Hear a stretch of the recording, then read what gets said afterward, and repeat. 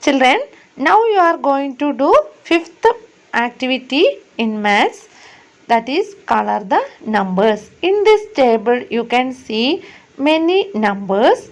Then you write these numbers into your notebook, make it in a table and give these colors for the numbers 470, 82, 200 plus 70 plus 5. You can add this number and find the number and give yellow color.